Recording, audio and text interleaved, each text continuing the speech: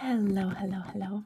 Welcome, welcome, welcome to a tutorial slash more of crochet with me slash learn about crochet video. I'm going to preface this by saying this is not an in-depth tutorial. If you're looking to follow along, I would recommend having some experience in crochet, at least doing a magic ring and double crochets, and then you'll be set to go. But if you're looking to learn, I'm going to teach you how to do a magic ring, but I'm not going to go too slow. Anyways, for those who don't know what crochet is, you use a hook. So where knitting is 2 knitting needles that are pointy, crochet is 1 hook in your dominant hand and your yarn. So I am going to crochet a granny square, which is what these are. For those who've seen my other video, you might know I'm making a cardigan. So I'm currently working on, I gotta move my camera. I'm currently working on making these in different colors and patterns. And so that's what we'll be making today. This was my initial draft of this granny square, but I decided once it was with all the other ones, I didn't like it all that much. So I've redesigned it. The difference is I'm bringing in a darker green to kind of make this diamond shape. And then I think that's honestly it. So I'm changing these 4 and these 4 to a darker green, but I might keep it lighter now that I'm thinking about it. I think I messed this up. So both are wrong, but that's okay. We'll figure it out. I'm going to walk you through it today. So I'm going to start by explaining how I make my magic ring. A lot of people like twist it around their fingers and they're pulling through, and it's kind of confusing and it's really intimidating, where it really doesn't have to be, and it can be as simple as a slip stitch. So for those who might know what a slip stitch is, it's when you make this slip stitch and then you start crocheting. A slip stitch pulls, when you pull from the ball, pulls tight against your hook, where a magic ring does the opposite and it loosens.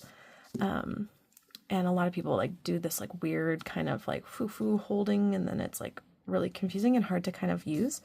So I'm going to be doing a magic ring in my way. So with a slip stitch, you would hold the end in your right hand and the yarn attached to the ball, or I'm going to call it the body for now. Holding the body in your left and the end on your right, you're going to switch this, and you're actually going to hold the end in your left and the body in your right. So the way I have to do this kind of fast. Okay. So the way I do a magic ring is I hold it over my index finger like so, front to back. I take the body and I switch places, crossing over the end with the body here. I'm now going to take this end piece in my right hand and I'm going to loop it around my finger like so, and I'm going to pinch it here both. And then I'm going to grab on my finger the leftmost loop, and I'm just going to pull it right off of my finger, over top of the right loop and right over my finger. And then I'm going to pull it and I'm going to stick my hook in here. And then now if I pull this, oh no, it won't pull tight. I have to pull the end. And now I have my magic ring. So let me do that one more time for you. So end in left, body in right. You're going to have your yarn over top of the front of your index finger, and it's going to come out below the back side of your index. You are going to cross it over your end piece like so, and move your end piece into your right hand, holding the body piece with your left, and you're going to bring this over the front of your finger and bring it back under your thumb. You'll take the far left loop on your finger and you'll bring it all the way over the right loop and off of your finger like so, and then you'll release and pull. You'll swap places with your finger with your hook, and now you have a magic ring. So it's that simple. The only problem is like it's very similar. Like, so sometimes I'll do a slip stitch instead of a magic ring and vice versa if I'm not paying attention. So like they're just really similar. Oops. There we go. Like so. And now it's a slip stitch. So it's just a matter of like remembering which side to hold. But it's really easy, really fast, and you don't have to deal with any of that like magic ring bullshit that everybody always complains about. I have no issues with magic rings now, ever since I learned how to do this. So hopefully that was helpful.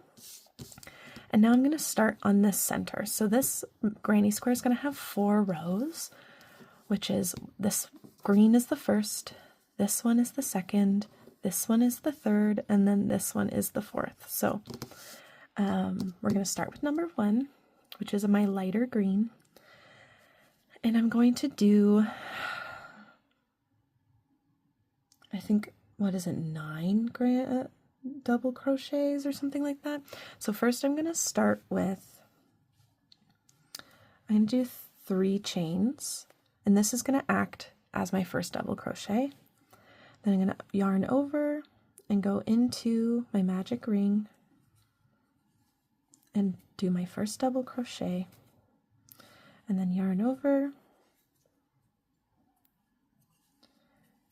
into my second. So this is my first 3 double crochet. And then now I'm going to chain 2.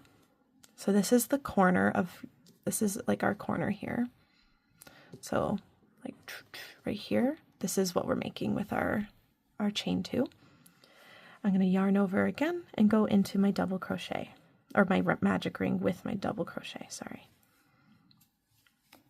And I'm going to do another 2 double crochets.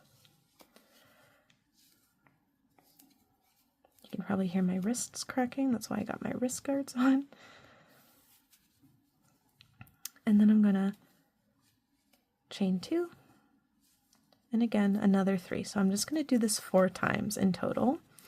So 12 double crochets, not 9. I don't know why I said 9. Oops. 1, 2, and my last 3 double crochets. And now again, like I said, the tutorial was the magic ring, and then all of this stuff now is just, I'm just doing this, hopefully to be entertaining. I'm not actually trying to teach anyone. And then 2 chains, and then I'm going to slip stitch and like tie off. Like so. So now I have this. I can pull this back piece of my magic ring. Sorry, I accidentally pulled too hard on this and I snapped the back. I think it's gonna be okay. Like, well, it'll be fine. It'll be fine, I say. Hopefully this won't come undone, but I think it'll be okay. I think I crocheted it deep enough in this that it'll be okay. So anyways, I've never snapped this yarn before. That was a new thing. All right, so now I'm going to move on to row 2, which is actually all the same color here. So I'm going to switch to my darker green that I have, like so. I have it in a nice little cake that I made with my yarn roll winder. And so the way that this is going to go is I'm going to go into one of the spaces I've made using these corners. Now this necessarily won't be your starting point for each row, and you'll see why. But for me, for this one, this is how it'll be. So I'm going to stick my hook all the way through that one of those spaces. I'm not in a stitch, I'm in the spaces between the stitches. And I always like to start where the knot of the previous color ends. So I'm going to pull my yarn through and I'm going to do 3 chains to be 1 double crochet. And I'm going to do 2 more double crochets. And I don't know if this is good practice or if this is just me being lazy, but when I do a granny square, instead of weaving in the ends and it being really meticulous, I just crochet over them and hope for the best. So now I'm going into the other corner and I'm going to do 3 double crochet. 1, 2, 2, 3, like so. And then I'm going to chain 2 to be the corner, and then I'm going to double crochet 3 more times in the same hole. So this is one of the corners. Oops. Get my hook back in. There. So now I should have 6 in this corner. 1, 2, 3, 4, 5, 6. And I'm going to move on to the next one. So yarn over, and I'm going to double crochet 3 times. Come on, let me through. 1, 2, 3, then chain 2 for the corner, and then 1, 2, ooh, lost that one. Here we go. 2, 3. My yarn. Make sure your yarn's loose so that your tension's not too tight. You're not yanking on it. Okay, so then I have 1, 2, 3, 1, 2, 3. And I'm going to do it again in the next one. So 1, oh my gosh. This yarn is thinner than the rest. And it's just a little harder to work with for me because I'm used to thick yarn, but some people prefer it. And I salute you if that's your preference. You're a stronger, braver person than I am.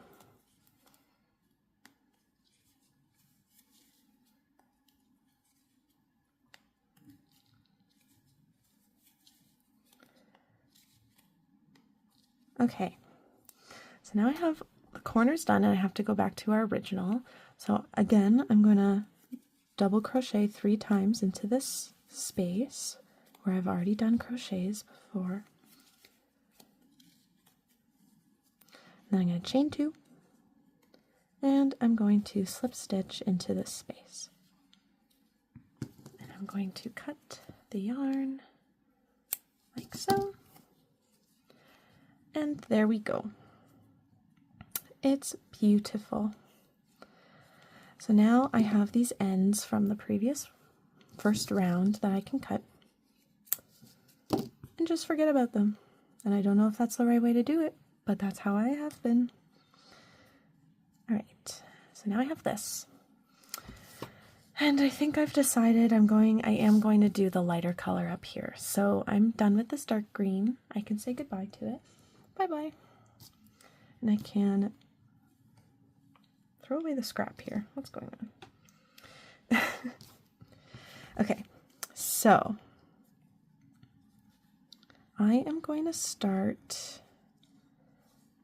in the center here. So I find it's easier once we get into these bigger rows to start in the center of the square rather than in the corner like we have been.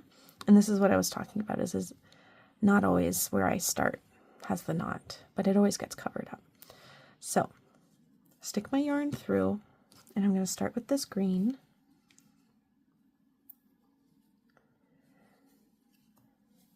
And I'm going to chain 3 for my first double crochet. I'm going to do 2 more double crochet into this space. Okay, and then now I'm going to have the corners be the beige. So I'm going to take the end of my beige yarn, like so, and I'm going to yarn over on my hook before I even enter the next space. I'm going to enter the next space, oops, with the yarn over. I'm going to pull through, so now I have 3 on my hook. I'm going to pull through the first 2 and then pull through the last 2. And that's a double crochet. And I don't know if that's the right way to do it, but that's how I've been doing it. When you do this, you might find that the original color gets a little loose, so just pull on it back here. I think that this method relies on the fact that you're like tying in your ends as you're going, like I am. If you're not, I'm sure there are better ways. Again, not trying to be super educational here. So I'm going to do 2 more double crochet. I'm going to kind of pull and adjust, and then 1, 2 chain, and then pull on my yarn a bit. Give me a little more here. And then 1 double crochet, 2 double crochet, oops, and 3 double crochet. All right. So now I have a lot going on back here, and I'm going to remedy this. So I have the 2 I'm actively working with. All the rest are ends that I can chop, and I'm going to do just that. Goodbye. And throw them away and forget about them forever. And then now I only have the 2 colors I'm actively working on. So now I'm going to switch back to the green. I'm going to yarn over, insert into this middle space, whoops, and do a double crochet. Pull on this extra yarn so that this isn't so long, and do 2 more double crochet.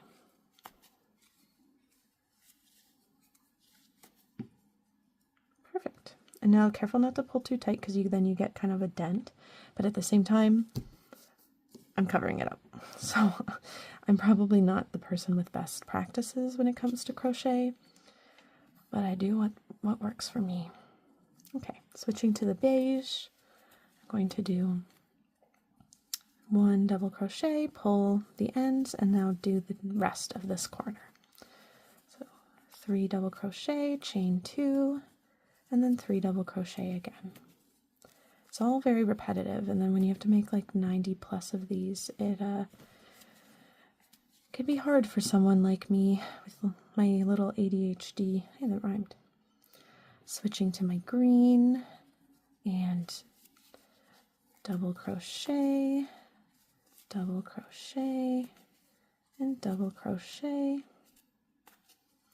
pulling on that, and then switching to my beige and repeating the whole thing all the way around. It's really just, a granny square is really just a repeat of the same things over and over and over again in one big like circle, pretty much.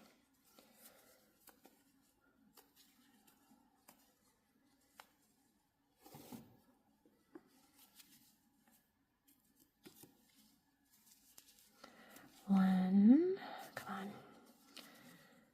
2, and 3. And now I know for a fact I have really tight tension because I mostly do plushies and stuff, so that has to have tight tension. So when I come to granny squares and wearables, I have to kind of loosen up, but it's not really working for this cardigan, so I'm kind of hoping once I finish it, I can loosen it up once it's all put together, and it won't be so stiff, because each individual square is really stiff, and I'm using acrylic yarn. It's cheap stuff. It's not anything special, so it might not be comfortable to wear in the end, but it'll look cute.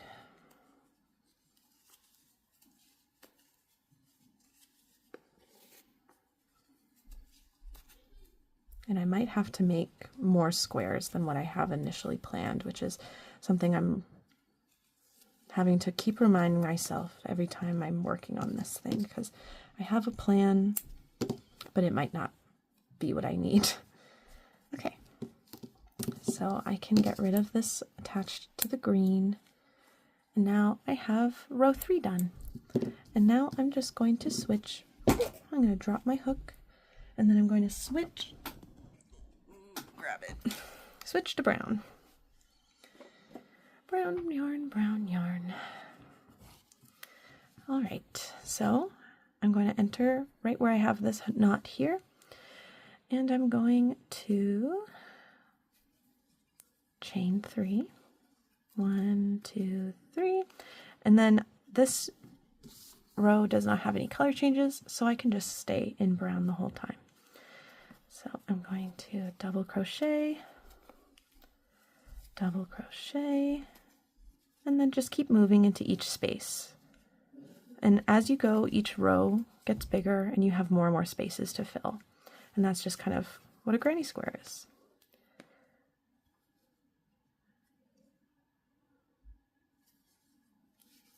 I'm sorry if you're hearing noises from downstairs.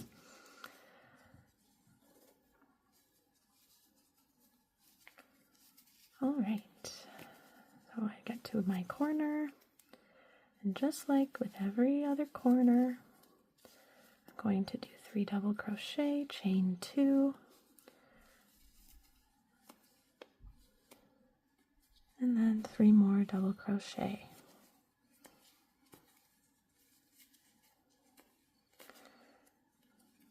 And I'm going to do this all the way around.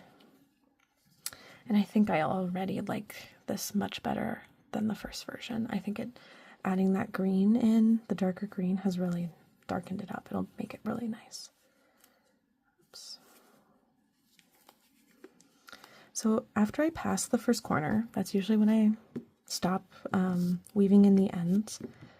I kind of pull them so that they're tight and clean, and then I snip them off. And it might not be the right way to be doing that. What is going on with my yarn? Why is it doing this? Ugh. Stop. Might not be the right way to do stuff, but it's the way that is easiest for me and makes this bearable in any sort of way.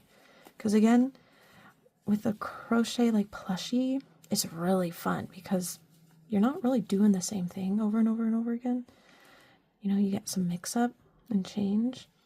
Where with, like, when you're making like 100 granny squares, they're like all the same. So, and the only real difference is like color changes, but even then it's very limited. So,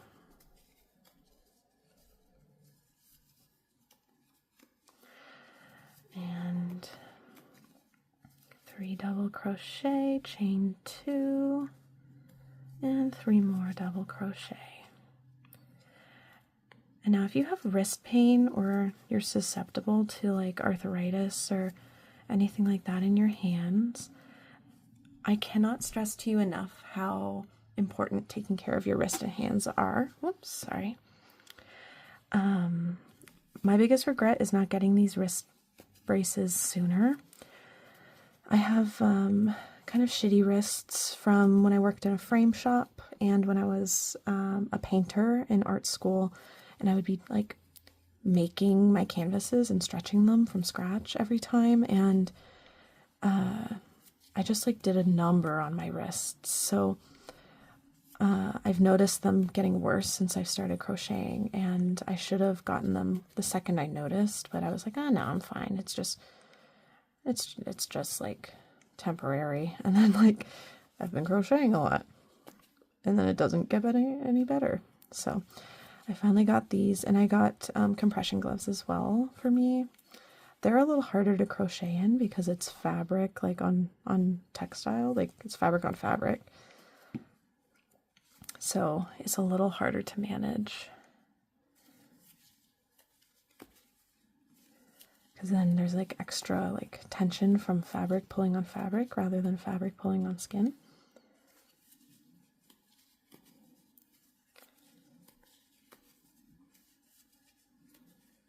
You know, I make do. I don't need those as much. The wrist guards are, like the braces are really what I need because every time I turn my wrists, they crack. And I just know by the time I'm like 30, I'm going to have some real problems. And I'm not too far off from 30 now, so. All right. Ooh.